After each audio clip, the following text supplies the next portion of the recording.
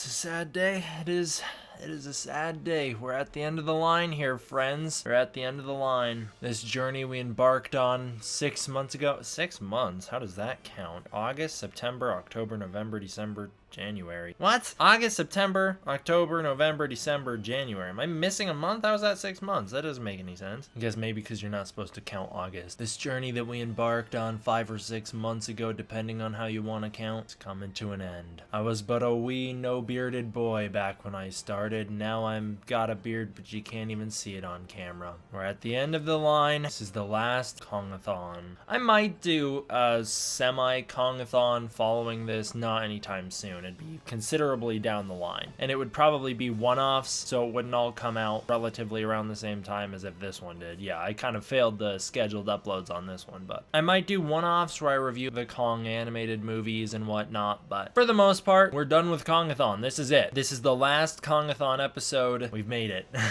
I just really wanted to film this intro bit so that I could show off the Kong Skull Island shirt, this awesome shirt my brother got me like a year ago, and I always forget that I own it. So I wanted to show it off because what a cool shirt. I mean, I've definitely worn it on the channel multiple times before, but I always forget that it's a shirt that I own, so I never wear it. But I gotta wear the Kong Skull Island shirt for the final episode of Kong-A-Thon. Kong-A-Thon might sort of continue next year with Godzilla vs. Kong. That'll be a dual episode, so that'll get posted in both playlists, but Kong-A-Thon's over. This is the last one. I've already reviewed this movie like 3 times on the channel at least, so let's do it a 4th time. Why the hell not? Got the handy dandy Kong-A-Thon notebook out. Let's jump into the notes and then let's get the review rolling.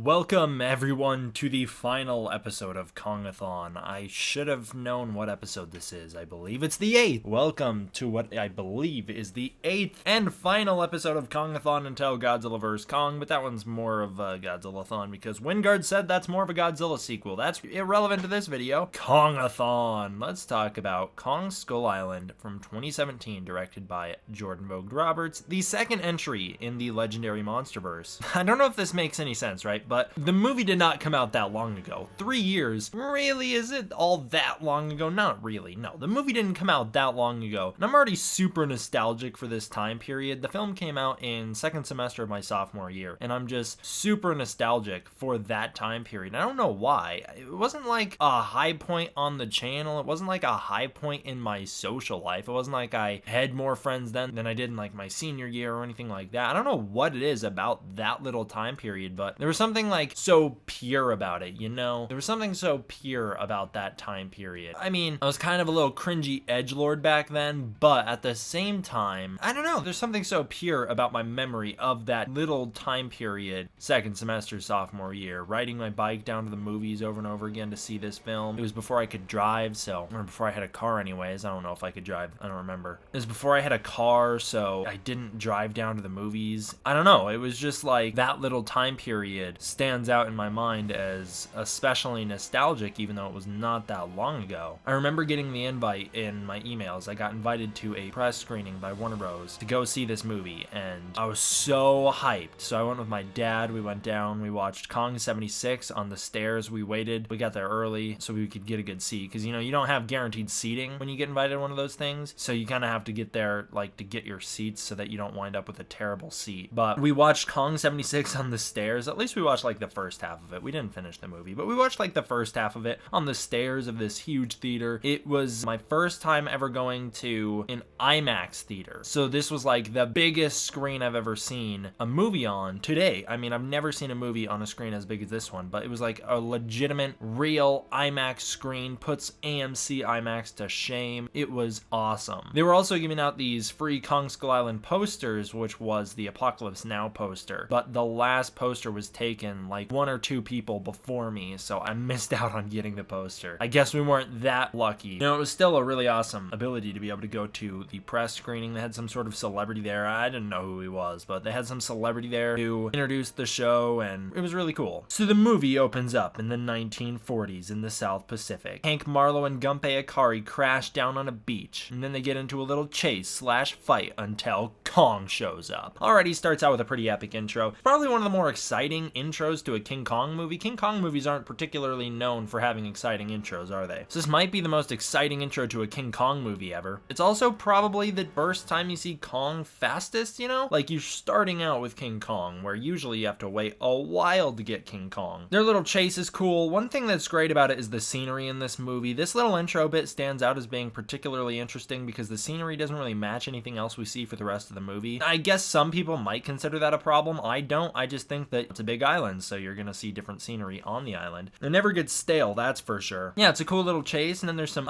some awesome moments like when Akari slips the katana between Marlowe's fingers, and you just hear the screeching and the blade slices through his hand. It's brutal. And then Kong shows up. Obviously, it's awesome. Epic music. You get that great zoom in on Marlowe's eye as he's looking at Kong, which will, of course, be reflected in the ending of the movie. Kicks off my favorite little intro bit to the Monsterverse. The amazing Project Monarch song takes us all the way through the 1940s to the 1970s. It's awesome. We go up to 1973 where we meet Bill Randa and Houston Brooks. You know, you got that little joke. There'll never be a more screwed up time in Washington. Jordan Vogt Roberts maintains that that wasn't a political joke. He said that that was supposed to just be a joke based on things that happen afterward in history. He wasn't saying it was supposed to be politically relevant to nowadays, although it certainly is. Of course, even in the Monsterverse it is, as Washington is now no longer a place. There is no Washington, D.C. Yeah, they need Monarch funding. These two guys work for Monarch, a great carryover from Godzilla 2014. Monarch is the driving factor in this film. They need Monarch funding and are able to convince a senator in a funny little scene that they need to go on a Landsat mission. They need to piggyback off a Landsat mission to a strange island in the South Pacific. A good little setup here. It's one of the more easy setups for a King Kong movie, and it works. I really think it works. You got some nice little Easter eggs to Godzilla with the USS Lawton, so there's some good world building in that aspect. You have references to the 54 bombing and everything else, so it feels like it's building off what we have established. There are questions like, how does no one have pictures of Godzilla, or how are they not acknowledging the fact that Godzilla straight up exists and so many people saw him exist? But it seems like Godzilla's become more of a myth at this point than anything else. Seems like that stuff in the 50s was kind of covered up even to the government. The government doesn't really know about it either. So they also get this military escort because of course they don't know what's on the island and they think they need military escort, so you get a military escort. The music in this film's really great and the movie moves really fast. The pacing is awesome in this film. This movie is perfectly paced in my opinion because the beginning stuff, all this exposition stuff, it is very exposition heavy and there is some clunky dialogue and we'll talk a little bit more about that in a minute, but the pacing of the movie is really amplified by the music, not only just the score for the movie, which is an incredible score. It's my favorite original score of the Monsterverse, of course excluding Ifukube's music from Godzilla King of the Monsters. This would be my favorite score of the Monsterverse, but also the soundtrack, the paid for music that they use, the licensed music really makes the movie feel punchy and fast paced. It's a great use of music. Like I said, some of Randa's dialogue is a bit exposition heavy, but I think during this whole intro bit with the Senator Willis, I believe his name is, Brooks is great. So Houston Brooks is doing a great job, and it's not like John Goodman's a bad actor, it's just that his dialogue's a little awkward, and then it will continue to be awkward up until the mission is going. We transition into Vietnam where we meet the Sky Devils, which is a military squad. They've got great chemistry. These guys really feel like friends, and they really feel like they've been through a lot together. I love the whole crew in this movie. I know we don't get to meet all of the characters, but I love the crew that we do get to meet. They are led by this guy, Packard, who's played by Sam Jackson. He's quite bummed to see them go. Packard doesn't want to lose his men. He really likes the bond that they have. He doesn't want to leave, and he's not happy that he lost the war, or that America lost the Vietnam War. In a certain sense, they did anyways. Yeah, Packard doesn't want to see his men go so badly that he accepts the transport mission to Skull Island after we get what is my least favorite scene in the movie, when we're introduced to Packard and he's sitting there and like looking at his medals and he's like, all this for what? I just think that's such an awkward line delivery, and I just think that's such an awkward moment. It's my least favorite moment in the movie. We then meet Conrad, who's in somewhere, I don't remember where he is. He's like China or something. We meet Conrad with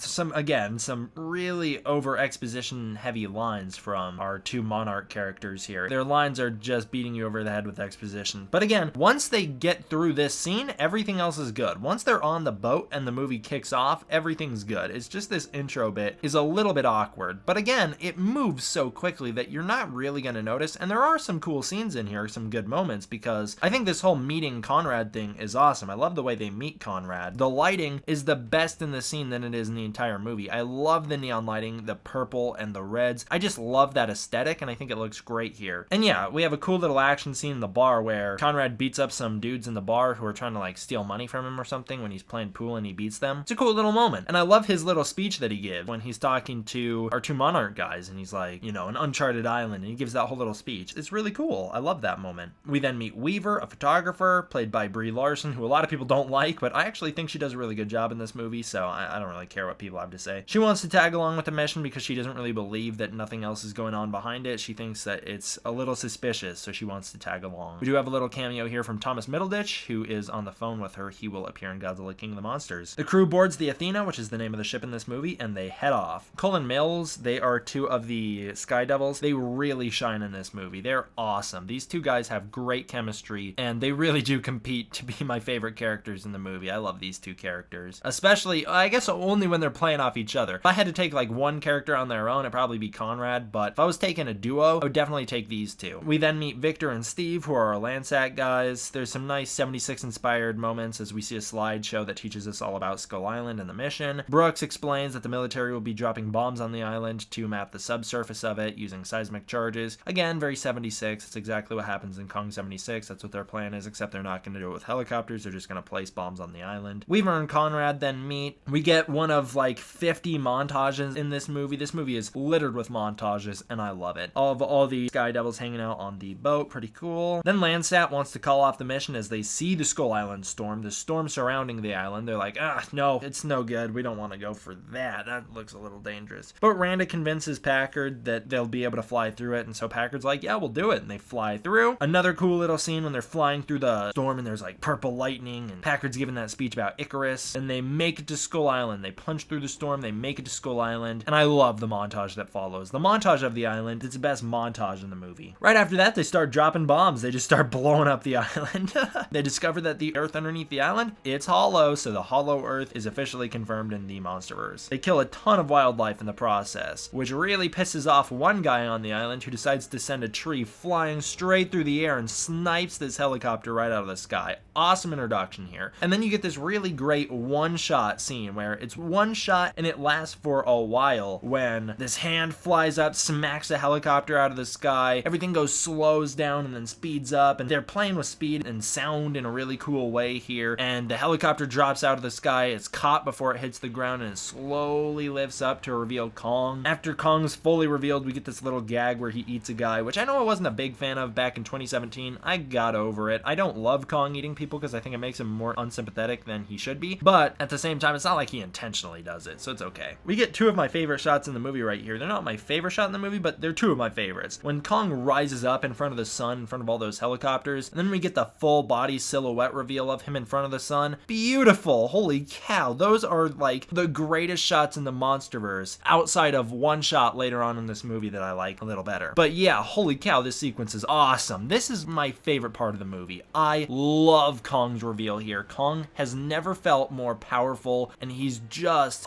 so cool. The remaining helicopters swarm Kong. I say remaining. Most of the helicopters are still there at this point. They swarm Kong and open fire on him, and the helicopters are destroyed one by one till none of them are in the air. Kong just wipes them all out. He's jumping up, punching some out of the sky, grabbing them, throwing them into each other. It's awesome. This scene is fantastic. It really sets this Kong apart from all other versions of the character and makes him this ultimate badass that none of the others could be, just due to their size limitations and their power limitations. Again, like I said in the King Kong 05 review, I don't think this Kong ever does anything that is as impressive on a scaling side of things as Kong taking on 3 V-Rexes at once. This Kong never goes up against anything that difficult in this movie, but this Kong is still super freaking cool. So everyone's split up. They're all over the place. Conrad and his crew start heading north. Meanwhile, Packard radios Chapman and tells him to head off and start looking for stuff, because he's like, hey, we're gonna come to you, but you gotta do a survey of your perimeter or whatever. So then Chapman's like, yeah, sure, I guess. Griffin Go! Also unite while Packard meets up with Mills and Cole and a couple others. There's this great little moment where Mills and Cole are having a conversation while Cole's eating a can of beans. It's one of my favorite parts of the movie as well. It makes me laugh every time. Packard then holds Randa hostage at gunpoint in another scene that's just awesome. I love that little moment here as well, where basically this is where Randa confesses confesses. He's like, yeah, I work for Monarch. We're actually hunting mutos. They're these giant creatures we're looking for on this island. We learn here that Miranda's ship was sunk by some creature confirmed to be Godzilla in both the Godzilla King of the Monsters end credits, and Jordan Vogt Roberts said they were heavily implying that it was Godzilla. Randa wants to discover mutos to exterminate them, so he is a bit on the aggressive side compared to someone like Serizawa. Meanwhile, Brooks explains what the Hollow Earth is. They then discover this 30-foot tall water buffalo, which is pretty cool. It's like 30 to 50 feet. I don't know exactly how big it is, but it's a big boy. Packard has a little funeral for a few of his men that died before his gang is attacked by this giant mother long-legged spider. I'll never forget not noticing that when I did my trailer breakdown for the movie and never living it down in the comments section during that time period. Everyone was always like, yeah, but can we really trust you? Because you didn't even see the giant spider in the first trailer. That thing was, it's hidden, all right? It's obvious now that we know it's there, but yeah, I really did not see that the first time. So the mother longleg shows up, kills this guy, and then they kill it after a little firefight breaks out. Conrad's crew is then surrounded by natives who have this really awesome paint all over them. The conflict ends before there's any bloodshed as Hank Marlowe runs out and mediates. The gang then heads to the Iwi village. John C. Reilly is amazing in this movie. He's the heart of the film, and he's a great character. I love Hank Marlowe. He also here either reveals that the Iwi are supernatural or that a full night has passed between the helicopters and now. I don't exactly know what the timeline is, but he says that the Iwis told him that the Sky Devils were coming, right? Or that this crew of people were coming, that more people were coming. The Iwis told him. But he said that they told him like a day ago. He said he was up all night because they told him that. So either the Iwi are supernatural and let him know ahead of time, which could be. It matches up with what we saw in Skull Island: The Birth of Kong, where they do have some sort of supernatural abilities. But the way this movie presents it, it kind of makes it seem like a full day has passed, which can't be, because then he says you don't want to be out here at night, implying that they haven't been outside at night yet. But I don't know, because Kong attacks the helicopters at sundown. Kong destroys the helicopters at sunset, and then time passes. We don't know how much time passes. We're led to believe it's only like an hour, but Marlowe references a full night going by, so I have no idea. Maybe it's just a continuity error that I'm latching onto here, but I don't know what that means. Chapman watches Kong wash up. It's a great little moment. Kong gets a drink, looks at his reflection. It's awesome. Then he fights this squid and eats it for dinner. It's a great little King Kong vs. Godzilla reference where he is attacked by the squid. Marlowe then takes everybody to the Iwi village. This is a great set. I love the design of the Iwi village. It looks really cool. I love the boat in it, and the wall's pretty awesome as well. Marlowe takes everyone inside the Wanderer, which Jordan Vogt Roberts confirms is this universe's version of the Venturer from the 1933 film. He says in his own headcanon, events similar to the 1933 film happened in this universe, but they decided not to take Kong back to the mainland, I guess? According to him, maybe. I haven't read the novelization yet, but he says that the novelization talks a little bit more about this. I haven't read the novelization yet, so I can't speak to that. All I know is that he mentions it in the commentary for the movie. But yeah, that's cool. It's a cool little Easter egg. I would have called the ship the Venturer, not the Wanderer, but I guess maybe because they wanted the implication that the Venturer made it off the island and just decided not to take Kong back, whereas the Wanderer did not. The Wanderer is stuck on the island. We learn about Gunpei Akari's death at the hands of these skull crawlers. I guess we don't know exactly what killed him yet, but we learn that Akari's dead and that Kong's parents are also dead. We then see Kong destroy two smaller skull crawlers in an awesome battle. It's a cool, another one-shot little battle here where he does this super awesome spin maneuver where he attacks them both. It's awesome. He's great in this movie. Kong is such a badass. Yeah, I guess that's Kong's job. He just kind of patrols the island and kills skull crawlers as they wake up. And it turns out that the skull crawlers are waking up a ton now because the bombs dropped on the island have woken a ton up, which gives Kong a reason to attack the helicopters because the skull crawlers are this invasive species that kill all life. You guys know, you've seen the movie. Yeah, then we learn the skull crawlers are bad. They killed Akari and all that good stuff. Meanwhile, Packard snipes this little bird monster and this tree explodes into a whole bunch of bird monsters. Pretty cool shot. And the soldiers start to have their doubts about Packard's sanity. Marlowe shows the gang the Gray Fox, which is a little boat he's building out of plain parts, and tells them that they can start repairing it and it's their best chance of making it off the island. Weaver takes some photos, good stuff. She then goes outside the wall to find an injured buffalo stuck underneath a crashed helicopter. She tries to save it, but ultimately it's Kong who shows up and rescues the animal. It's a great little moment where Kong's really showing himself to be this noble god of the island. After finding a bloody handprint, Packard realizes that if it bleeds, we can kill it. Meanwhile, Randa has this really cool exchange with Cole while he kind of relates himself to Kong, and Cole's relating basically their mission, the Vietnam War, where he's like, yeah, we kind of made enemies of someone who wasn't an enemy. Kong's our enemy now because we forced him to be. Good stuff. The Gray Fox is repaired. I love the Gray Fox theme song in the movie. It's great. Everything in this movie is great. What can I say? Chapman is attacked by this spore mantis, which is like this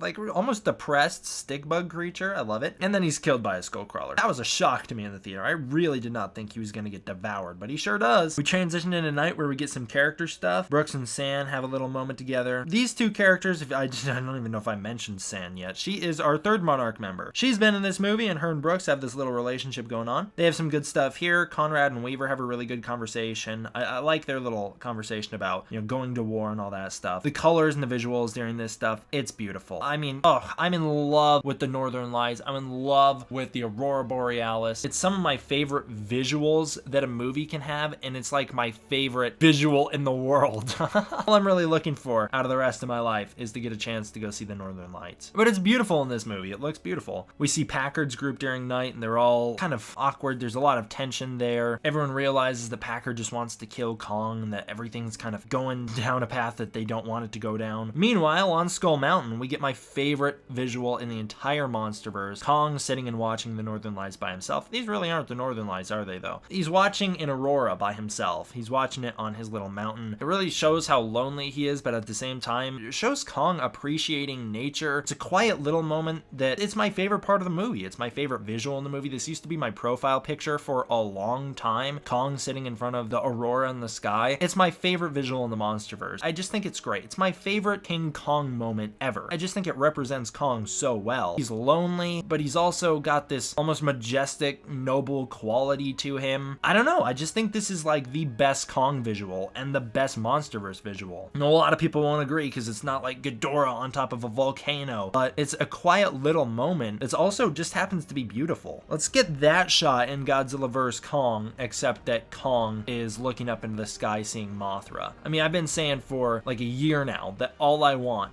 is to see King Kong interact with Mothra. So let's do that. And while we're at it, let's have one of our Monarch characters in Godzilla vs. Kong be named Billy Chapman, the son of Jack Chapman. Let's do it. The Gray Fox is finished and the crew sets out upstream. Hank Marlowe says goodbye to the Iwi people, a great little song plays, and the two groups make contact with each other. Everyone meets up. Victor is killed by some vultures before that happens, though. I don't know exactly what the species is called, but they kill him. Little bird monsters. And everyone meets back up. We have some fun little reunions here. Marlowe, though, he explains that they can't go after Chapman. He's like, don't do it. It's a doomed mission. You're headed straight into Skullcrawler country. Everyone's like, yeah, whatever. Who cares? They go for him anyways. They arrive at this massive graveyard where Kong's parents, their bodies lie. Despite Marlowe's protests, everyone heads into the graveyard. I guess they call it a boneyard in the movie. Some explosions go off and alert the Skullcrawlers that someone's in the area, and a Skullcrawler shows up and attacks everyone. Randa is killed along with some random soldiers, and the chase ensues. There's a great moment where the flashes are going off in the darkness of Randa's camera as it's inside the Skullcrawler. Good stuff. This is a great sequence. We see the bones of dinosaurs, implying that at one point dinosaurs were alive on the island. Eventually, a whole bunch of little vulture monsters join the fight. Toxic gas bombs explode, and Conrad puts on this gas mask and goes into action with Hank Marlowe's katana. It's a great shot. He's got to go save Slifko. Weaver also jumps in and blows up the Skullcrawler with a lighter and this huge explosion. Pretty cool. Burns the Skullcrawler to death. Everyone then heads into this paper forest, and Conrad reveals that Chapman's dead because the Skullcrawler, again, another moment of awkward exposition, throws up Chapman's head with the dog tag still attached. Then everyone gets into a fight about what to do. Packard and the soldiers are determined to kill Kong. Well, mostly Packard's determined to kill Kong, and the soldiers are just kind of following orders. Even though Brooks reveals that Kong is keeping the island in check, and therefore he's keeping balance to the entire world because Skull Island is an area that's very easily going to be overrun by Skullcrawlers without him, and if the Skullcrawlers take over Skull Island, they will be able to take over the world. Sure, Godzilla would try and stop that, but with as many Skullcrawlers as there are, he can't really be in every place at once, can he? Again, I just gotta say, Jason Mitchells, who plays Mills in this movie, he gives a really underrated performance. He's fantastic in this movie, and you really see it in the moment where he finds Jack Chapman's letter to his son. It's a great moment. Conrad and Weaver go get the high ground while Packard and some of the soldiers find Chapman's helicopter, and they get the munitions to kill Kong. They set this huge trap for Kong at a lake and then wait. Conrad and Weaver come face to face with the big gorilla on a cliff. It's a pretty cool moment where Kong leans in and Weaver touches his face, and he forms a little bit of a bond with them, just showing that Kong has human empathy. He empathizes with humans. It's a great little also kind of reference to the fact that Kong's always had some sort of romantic relationship with the girls in the movies with him, though in this movie he certainly doesn't. He really doesn't care about Weaver that way. He more of just doesn't want human beings to die in general. Although he did wipe out a bunch of helicopters, that was because they were aggressors. At the end of the movie, we will see he's not going to wipe out everybody who comes towards him. Explosions go off, they get Kong's attention, and he's drawn away. Conrad, Weaver, and Marlowe all set off to save Kong while Brooks and Sand go back to the Gray Fox. Explosions go off at the lake and reveal Kong's silhouette. Such a good shot. God, this movie's littered with beautiful visuals and montages. This movie's got so much stuff that I love. Kong then steps out and roars in front of the moonlight. You guys know I love a good moonlight shot in one of these movies. He then charges after the soldiers. Packard lights the lake on fire with napalm and blows Kong up. It really overwhelms him at first, but then he erupts out of the flaming water and swipes all these flames onto the soldiers. He wipes out a bunch of them before coming out and crushing Steve to death before passing out. Packard's like, hey, it's time to do it, and we win. He sets up these seismic charges under Kong's head and is about to kill him when Conrad shows up and stops him. After a confrontation / standoff, Slivko changes teams. He does an abrupt team switch, and then basically all the soldiers are like, yeah, you know, these guys have a point, and they join Conrad's side with Weaver and Marlowe and Slivko. They abandon Packard. He is not happy about it. The big one comes up from the depths and sends our heroes packing, the big one being the largest of these skull crawlers. It's the Queen skull crawler, sometimes known as Ramarak. Sends our heroes packing. Packard still tries to blow Kong up though. He's got his little vendetta, but Kong kills him before that can happen. Kong's like, yep, and smashes him. Kong and the big one kind of fight, but mostly it's just the big one smashes Kong's head into the ground and he passes out because he's still kind of burnt from all the napalm. The skull crawler is then distracted by Weaver and Conrad, who start to run away, and it notices them and starts to chase after them. I guess it likes moving prey because it doesn't go for Kong right here, it goes for them. Cole attempts to sacrifice himself. It's kind of a sad moment because I really like Cole, and the music here is great. He tries to sacrifice himself by getting Ramarak to eat him so that he can blow himself up inside of it, but it does not work. Ramarak swats him away and he blows up against the cliff. He basically just commits suicide for no reason. It's a sad moment. Everyone starts taking off trying to run away, and then Kong drops in from the sky with this boulder and smashes the skullcrawler's head with it. He saves everybody. And Kong tries to break the skullcrawler's jaw in a nice 33 moment, but it's way too powerful and slippery for him and he fails to do it. Weaver fires this flare up into the sky to signal Brooks that they need help. The skullcrawler wraps around Kong and hurls him away. It's a really cool shot when it like wraps around him and he's like fighting with it while it's wrapped around him. Kong then goes and grabs this tree and swipes all of the branches off of it. Oh god, such a cool moment. He uses the tree as a bat and just lays into the skullcrawler with it. It then wraps around him again and throws him into a crashed ship this time, and he gets caught in the chains. There's a whole bunch of chains and anchors on this ship and he gets tied up in it. So it's a nice little, again, 33 reference where Kong's in chains. The Gray Fox shows up and draws Ramarak off Kong before it can kill him, and then Conrad diverts it away from the Gray Fox. Again, it seems like Ramarak is mostly interested in moving prey, so it goes after whatever's moving the most. So it goes after Conrad in this scene. Weaver then shoots it in the eye with the flare gun to distract it long enough for Kong to get free. He realizes that the chains are attached to an anchor, or a propeller I should say. It's attached to a propeller that he can use as a weapon. So he grabs this propeller off the boat and then he gets ready to use it as a weapon. Kong gets the skullcrawler off Conrad before it kills him. He hooks the skullcrawler with the anchor and then, I don't know why I always call it an anchor. It's definitely a propeller. He hooks it with the propeller and then wraps it up so he pulls it up in the chains. It's so cool. I love Kong. He's so smart in this movie. I freaking love it. Yeah, Kong, he wraps up the skullcrawler, gets it all caught up in these chains, and then he uppercuts it with the propeller and slices straight through its bottom of its head, slices its head clean open. It's a nice little fake out that certainly would have tricked me in theaters the first time I'd seen this movie had I not been so familiar with the trailers and knew that the skullcrawler was gonna jump scare Kong in a little bit, because that moment did not work on me. I was like, oh yeah, that's not dead, because I've seen that he still fights it a little bit more. Yeah, Weaver's knocked into the water by this point. Kong accidentally slammed the skullcrawler into a mountain that she was standing on. She's thrown into the water. So he goes after her to try and save her. And when he grabs her and pulls her up out of the water, he's attacked by the skullcrawler in that little jump scare moment. It attacks him one last time and swallows his hand. This was an intense moment in the theater because I really did not know if she was going to live through that. She swallows the hand with Weaver in it. So the skullcrawler swallows the hand. And Kong says F it and just kind of grips onto its guts or its stomach or something and rips his arm out of its mouth and tears all of the skullcrawler's guts and intestines out of its mouth. Ugh, it's so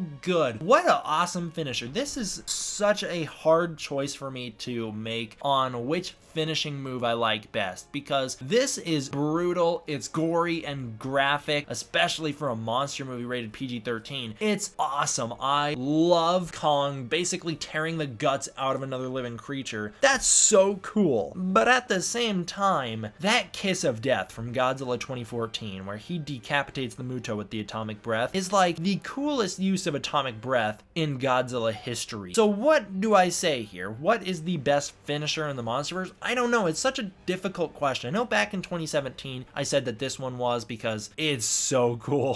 Kong ripping the guts of the skullcrawler out through its mouth. It's awesome. But that kiss of death is brutal and it's badass. I think the Kiss of Death still wins #1 spot for the finishing moves in the Monsterverse. The reverse Kiss of Death I think is a little too silly. I'm not as big a fan of the reverse Kiss of Death because I think the imagery is a bit too silly, but the other two are just so badass. Everyone unites on the Gray Fox. The day is saved. Kong gives one final send-off to our crew and he walks away. It's pretty cool. You know, Kong's clearly aware of the fact that the people are, I don't know, like grateful that he saved them, but he's also grateful to them for helping him. It's a cool little moment where he turns around, he looks at Weaver and Conrad, and it's like this moment where he acknowledges them, and then he goes off on his own. I love it. And then everyone sails off in the Gray Fox. They get ready to go home, and these helicopters fly in. There's a nice little tease moment where at the end they're like, oh my god, Kong sees more helicopters and he's gonna destroy them, because we do end the movie with that awesome, beautiful shot of Kong beating his chest and roaring at the helicopters. Again, very 33-esque move for Kong to do, beating his chest and roaring. I love it. It's a great little moment as well. Nice little intimidation display, as Dr. Graham would say. But clearly Kong is much more wise than we give him credit for because he does not destroy these helicopters. These helicopters are in fact used to get the guys off the island. They come pick up the people on the Gray Fox and take them back off screen, and then we see Marlowe reunite with his family in the credits. Not a post-credit scene, but during the credits we see Marlowe reunite with his family. Again, we get the returning of the Gray Fox Marlowe theme song. Like I said, he's the heart of the movie, and this scene really proves that. It's a really touching moment at the end. And I've always respected the decision to not have Marlowe's son hug Marlowe at the end of the movie, because the kid wouldn't know who Marlowe is. He's got no idea who his dad is. So seeing Marlowe return, it's not going to be this moment where he's like, oh my god, it's my dad. It's a total stranger to him. So I've always thought it was a good decision to have them shake hands rather than hug, and I really think that was a great decision on their part. It makes it feel so much more believable. But yeah, Marlowe's reunited with his family, and that's that. Then we get the post-credit scene where Brooks reveals that somewhere else in the world there are more kings of the monsters. We have the queen of the monsters, the king of the skies as Michael Dougherty would call Rodan, the king of the monsters, and then the false king, Ghidorah. What a cool ending for the movie. I remember everyone freaking out when that played in the theater. Godzilla's roar over the black screen, everyone's cheering, is so cool. Plus that bonus song on the soundtrack, Monster Mash, it's a banger. And really, this whole movie is a banger. Let's be honest, this is an awesome movie. The human story in this movie is fantastic. Pacing's great. Some awkward line delivery, or exposition I should say, not line delivery, but some awkward exposition at the start, but it moves fast enough to where you don't really notice. The soundtrack is great, so I guess I skipped right ahead. The soundtrack is great. Score is awesome. Kaiju story, fantastic. Kong is awesome in this movie. His presence is felt the whole time. He's got enough screen time to where you really feel it. The monster fights are in the daytime. Thank you, Jordan Vogt Roberts. The visuals are beautiful. Kong's a badass. He's also got a lot of heart, and you really empathize with the character. They do it great. Special effects in this film are simultaneously both the best and worst of the Monsterverse. Some of the shots in this movie are the worst of the Monsterverse. Let's be honest. Some of the green screen doesn't look the greatest. But outside of that, most of the movie was shot on location, so you only get 1 or 2 shots in the whole movie that don't look good. The rest of the movie looks incredible, and some of the movie I would say is the best of the Monsterverse. Some of the shots in this movie are so visually impressive that they top all the other stuff in the Monsterverse for me. Kong Skull Island is an amazing movie. I think if I was to be honest, if I was really to be honest with myself, Kong Skull Island might be my favorite King Kong movie. The 33 Kong being, of course, the one that I consider the best, in the same way that I consider the 54 Godzilla movie to be the objectively best Godzilla film. Meanwhile, King Kong vs. Godzilla is my favorite. And in this case, this is a situation where I'm not considering King Kong vs. Godzilla a King Kong movie, simply because I just don't think it's as good of a King Kong movie as it is a Godzilla movie. I know it's more of Kong's story than it is Godzilla's, but it doesn't feel like it pays nearly as much respect to Kong as the rest of the franchise. So King Kong vs. Godzilla is not my favorite of King Kong movies. I don't know really how to word that. If I'm viewing it through the lens of I want to watch a King Kong movie, it's less of an enjoyable King Kong movie as it is more an enjoyable movie. I don't know. It's complicated. You guys know I really subcategorize every single thing so that everything can be my favorite, but Kong Skull Island might be my favorite King Kong movie, or at the very least, it's tied with the 2005 film. I don't know which one of the two I like the most, but I really like this movie. It's the best of the Monsterverse by far for me. This movie does everything right as far as monster action, human stuff, the characters have heart, the editing's great. Well, I don't know. Some of the editing's a little choppy, but the movie moves at a very fast pace. nice. I don't know, this movie's a 10 out of 10. It's a banger. I will pick this movie 10 out of 10 times to watch. That's how my ratings work. It's like if you recommend the movie and I'm in the mood to watch a movie, 10 out of 10 times, if you recommend Kong Skull Island against some other movie, I'm gonna watch Kong Skull Island. And that'll do it for Kong-A-Thon, guys. Thank you for going on this journey with me over the past 6 months. I know it was supposed to be 8 weeks and then it was supposed to be over, but it took me a little longer than I planned on. Thank you all for watching. I hope you enjoyed. I will see you guys next time for the next one. And by that I mean I'll see you guys for Godzilla vs. Kong in a couple months or like a year, probably a year. Let's be real. It's gonna be like a year before I get to Godzilla vs. Kong in the Godzilla-thon format. And then I'll post it in the Kong-A-Thon playlist as well because sure, why not? Thanks guys. D-Man out.